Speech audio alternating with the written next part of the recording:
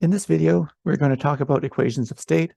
These are relationships between the three main variables we deal with in thermodynamics: specific volume, pressure, and temperature.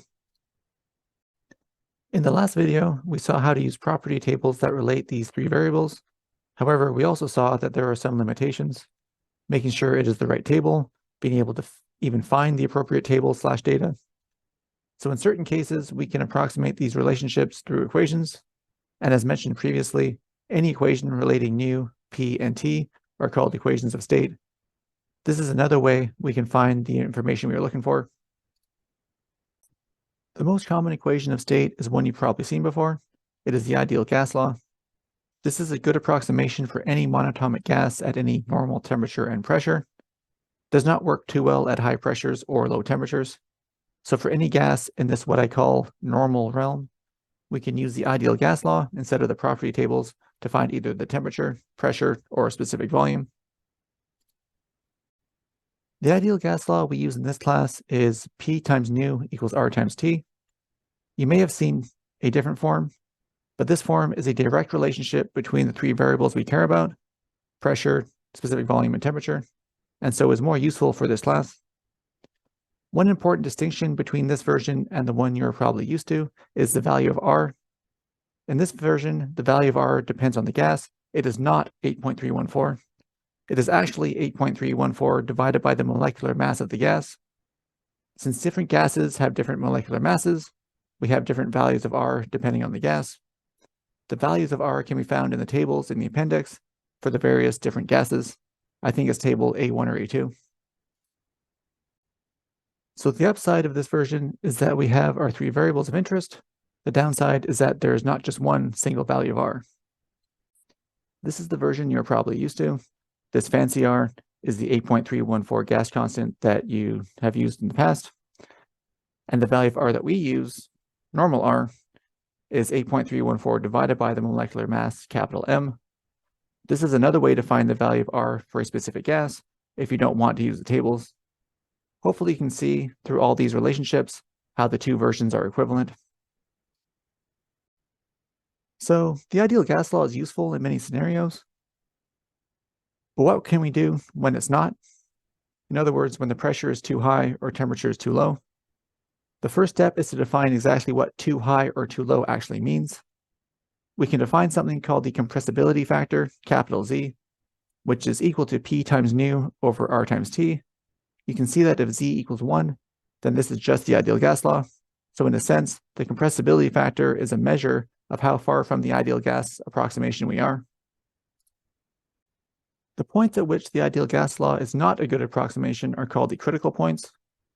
There is a critical pressure, which gives the maximum deviation relative to the pressure, and there is also a critical temperature, which gives the maximum deviation as a function of the temperature. These critical values depend on the individual gases. A list of them can be found in table A1. Since these values are all different, we need a good way of comparing when we are close to these values. This is done with what are called reduced pressure and reduced temperature values. These are defined as the actual pressure or temperature divided by the critical pressure or temperature of the actual gas. These are dimensionless variables, which makes the comparisons easier. With the reduced values of temperature and pressure, it was found that the compressibility factor Z is approximately the same for any gas.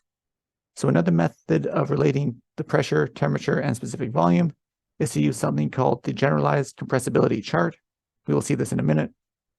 On this chart, we will see that Z is approximately 1 for low pressures, reduced pressure much less than 1, as well as for high temperatures, TR bigger than about 2. This means that all gases are approximately ideal under these conditions, as already stated. We can also see that the deviation from this ideal state is largest near the critical values of the temperature and pressure. In other words, these are the locations where Z is farthest from unity. One last note is that these compressibility charts have pressure and temperature lines, and others also have lines for the specific volume. There's no value of the critical specific volume, so in these cases, we make the reduced specific volume out of the critical values of temperature and pressure, as seen down here. Here's our first example of a generalized compressibility chart. We can see the reduced pressure on the x-axis and the value of Z on the y-axis. Again, we can see high values of temperature corresponding to Z approximately 1. And same for pressures far from the critical values. So namely over here and eventually over here as well. The way to use this would be to find PR and TR from the previous equations. Then we can use this chart to find Z based on the intersection of these two lines. So something like this. Then once Z is known, we can use this equation. Z equals P times nu over R times T to relate our three variables. We can also see on this chart that there's data for a bunch of different gases and that all of them are approximately on the green line shown.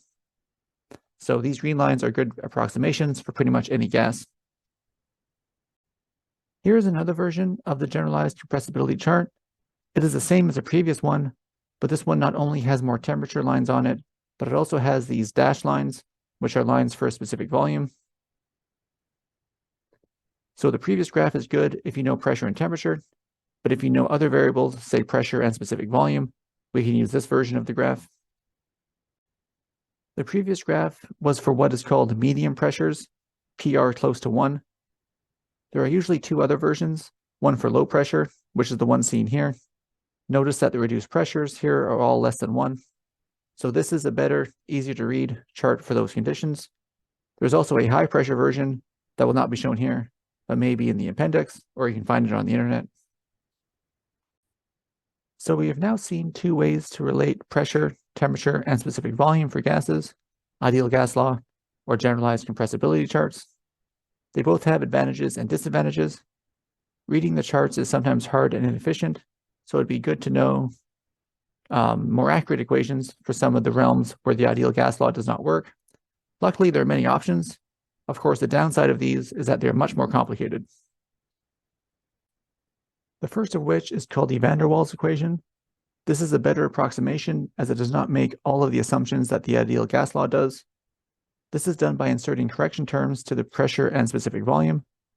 The pressure correction is given by A over nu squared. This accounts for the intermolecular forces neglected in the ideal gas law, while the specific volume correction is given by negative B, which accounts for the volume taken up by the molecules themselves, again neglected previously.